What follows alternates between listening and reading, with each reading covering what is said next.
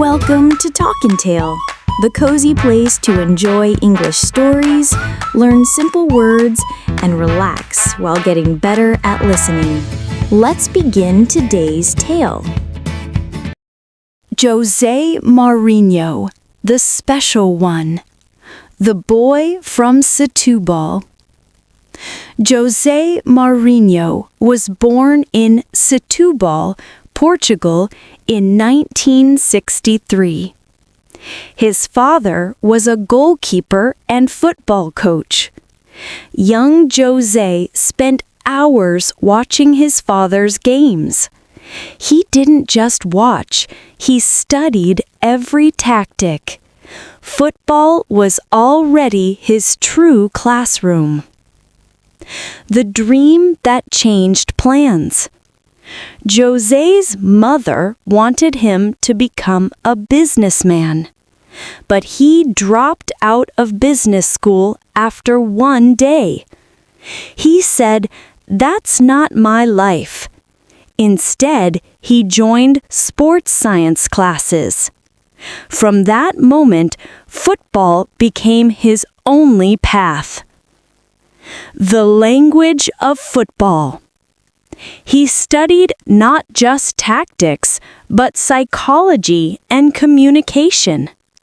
He believed words could control players' minds. Mourinyo learned several languages to speak with foreign players. His mind worked like a chess player's, always planning ahead. Every detail mattered to him. Learning from the greats. In the early 1990s, José worked as an interpreter for Bobby Robson. He translated words and absorbed football wisdom. Robson saw José's sharp mind and trusted him deeply. They worked together at Porto, Sporting, and Barcelona. Those years became Mourinho's secret training ground. The birth of a manager. After years as an assistant, José wanted control. He began managing small Portuguese clubs. His methods were new, intense, emotional, precise. Players either loved him or feared him, but no one ever ignored him. Porto's miracle season. In 2003, Mourinho led Porto to European glory. They won the UEFA Cup, then the Champions League. He turned ordinary players into champions. Portugal called him a national hero overnight. The world finally noticed the name Jose Mourinho. The move to Chelsea. Abramovich saw his magic and called him to London. In 2004, José joined Chelsea with bold confidence. He famously said, "I think I'm a special one." Fans laughed at first until he started winning everything. Chelsea became unstoppable. The master of motivation. Mourinho could change a team's spirit overnight. He knew how to make players feel invincible. Even his enemies admitted his mental power. He built loyalty through belief and fire. That became his greatest weapon. The art of mind games. He often used the media to distract opponents. Every word he spoke had purpose. Sometimes he criticized referees to protect his players. Reporters called it psychological warfare. Mourinho called it strategy. The first conflicts at Chelsea. Despite success, tension grew behind the scenes. He wanted total control, but the club had limits. Clashes with Abramovich became public. Still, his players stood by him fiercely. He left Chelsea in 2007, leaving a legend behind. The Italian Adventure. Mourinyo joined Inter Milan in 2008. The Italian press doubted him at first, but he quickly conquered Serie A with passion. His defensive style was sharp and disciplined. Soon, the whole of Italy respected Il Speciale, the treble of dreams. In 2010, Mourinyo achieved football immortality. Inter Milan won Serie A, Coppa Italia, and the Champions League. He became the first coach in Italy to win all three in one season. That night, he cried on the pitch. He said, "This is for my father." The call from Madrid. Real Madrid wanted a man who could fight Barcelona's dominance. Mourinyo accepted, ready for war. His battles with Pep Guardiola became legendary. The rivalry was not just football, it was philosophy. Spain had never seen drama like it. The era of battles. El Clásico became a chess match of tactics and tempers.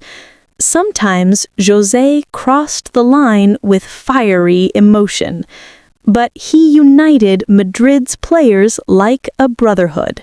They broke records and won La Liga in 2012.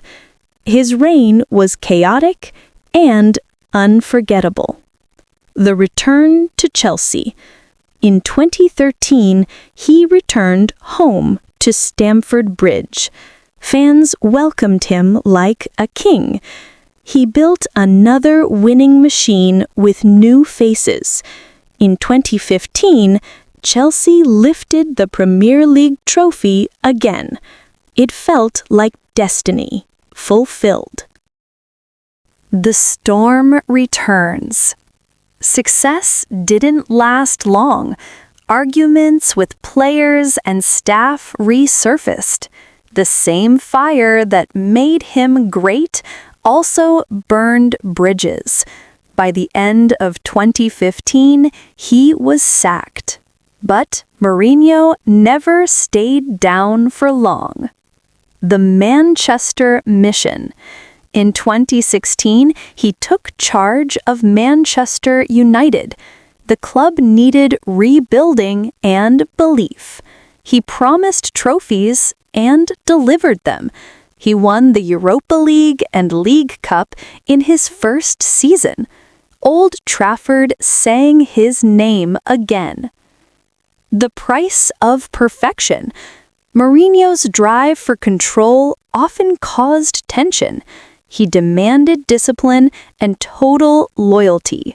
Some players thrived, others resisted.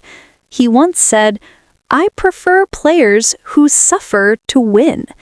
It showed how deeply he valued mentality. The end of the United dream. By 2018, relationships had broken down. The board grew tired of his criticisms. He left the club mid-season, proud but exhausted. Yet he said, "I will be back. I always come back." And fans knew he meant it. Reinventing himself at Tottenham. In 2019, Tottenham took a chance on him. He tried to rebuild his image and philosophy. The results were mixed, but his charisma remained. He turned players into fighters again, even in struggle. The Netflix Generation Coach. Mourinho's press conferences became viral moments. Fans quoted his sharp lines across social media. He said what others were afraid to say. Love him or hate him, you couldn't ignore him. He became football's most watchable personality. The Rome Rebirth. In 2021, he took over AS Roma in Italy. Many thought his best years were over, but Mourinyo saw it as a fresh beginning. He promised to rebuild Roma's pride. The Eternal City believed in him again. The European Conference triumph. In 2022, he made history once more. Roma won their first European trophy in decades. The city cried with joy. Mourinyo cried with them. He called it the greatest emotion of my career. Once again, he proved doubters wrong. The philosopher of pressure. He once said, "Pressure? That's for people who don't know how to enjoy it." For Mourinyo, stress was fuel. He thrived under noise, chaos, and expectation. He believed leadership was about courage, and courage meant standing alone sometimes. The master of loyalty. Players who loved him for life. He defended them like a father. Many said he turned dressing rooms into families. That emotional bond defined his style. Winning was never just about tactics, it was about trust. The human behind the legend. Away from cameras, he is quiet and private. He loves his family, books, and solitude. He still studies every match like a student. For all his fame, he remains deeply introspective. Football is not his job, it's his identity. The global icon. His face is known from Lisbon to Los Angeles. He became a symbol of ambition and defiance. Even people who don't like football know his name. He changed how coaches are seen as stars themselves. He made leadership entertaining. Lessons from defeat. Mourinyo often says he learns more from losing. He teaches that pain builds stronger minds. Every failure became a story, not a scar. He told his players, never waste a defeat. That's pure Mourinyo wisdom. Still the special one. Even after decades, he remains magnetic. Clubs still call him, fans still debate him. He never lost his fire, only changed its direction. For Mourinyo, legacy means passion without end. He is still, truly, the special one. The man who never stops. When asked if he'll ever retire, he laughs. He says, "Football will retire before I do." For him, life without the game is empty. He lives for competition, for challenge, for purpose. And that's why Jose Mourinho's story never ends.